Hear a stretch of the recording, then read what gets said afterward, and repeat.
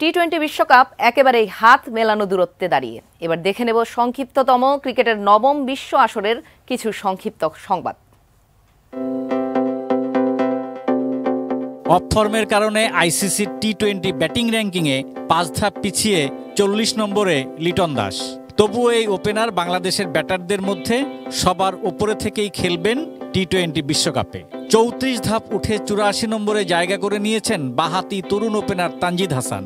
12 ধাপ উঠে 60-এ আছেন ফর্মে থাকা তাওহিদ হৃদয়। ব্যাটিংয়ে 3 ধাপ পিছিয়ে 82 ও বোলিংয়ে 1 ধাপ পিছিয়ে 31 নম্বরে আছেন সাকিব আল হাসান। বিশ্বকাপের প্রস্তুতি ম্যাচে মঙ্গলবার শ্রীলঙ্কাকে 20 রানে হারিয়ে ডাচরা বার্তা দিল বাংলাদেশকেও। এই জয়ে নেদারল্যান্ডসের পরিষ্কার বার্তা যে গ্রুপে দক্ষিণ আফ্রিকা শ্রীলঙ্কার পাশে তাদের নিয়েও শান্তদের ভাবতে হবে। 4 ম্যাচের 2টি পরিত্যক্ত বৃষ্টিতে, বাকিটিতে জিতে এগিয়ে আছে ইংল্যান্ড।